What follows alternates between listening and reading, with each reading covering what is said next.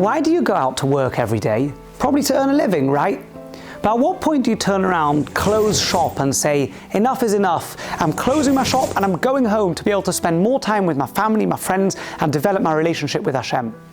Most of us tend to think that we have the exact right balance until we come home and our spouses scream at us, "You're never home and you're always obsessed with your work." Let me take you through a little piece of moral in Mishnayos Ovos, which teaches us how we have to be in control of our material pursuits and not let our material pursuits be in control of us.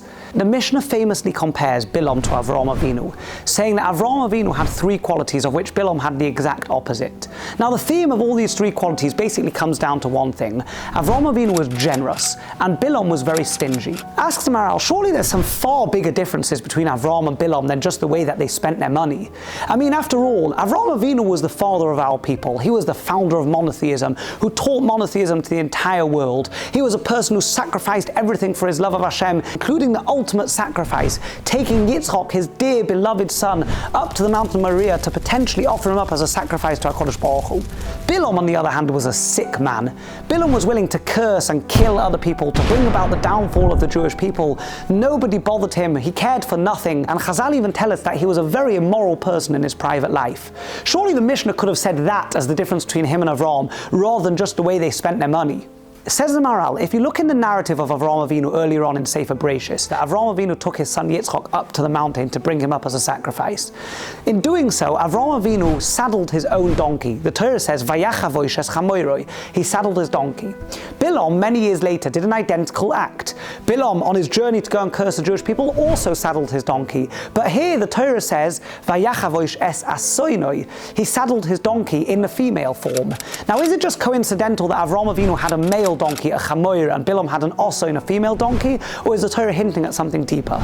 The Maharal tells us that indeed there's something deeper going on here. Chamoir, donkey, is related to the word chumrius, earthliness.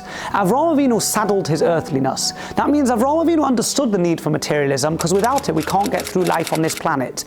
But Avraham Avinu used his materialism only in his pursuit of spirituality. It was for him a chamoir, it was just earthliness and nothing more. Bilaam, on the other hand, had an asoinoi. An osoin is a female donkey. In other words, Bilaam didn't just have materialism. Bilaam, so to speak, had a relationship with his materialism. There was a male-female love between them. It was as if Bilaam was wedded to his materialism. He loved it and he cherished it. It was everything for him. Because Bilaam loved his money, he couldn't part with it. But that wasn't the end. Bilaam wasn't able to make space for anyone in his life because it was all about him, his money, and his own material pursuits. Avraham Avinu, on the other hand, had no interest in his materialism. He just used it for what it was. Although how we view our material wealth seems so small, whether we are obsessed or we're not obsessed, the Maharal is teaching us that actually has a profound effect on everything we do. It makes a difference to how we look at others, how we look at our friends and family, and how we look at God himself.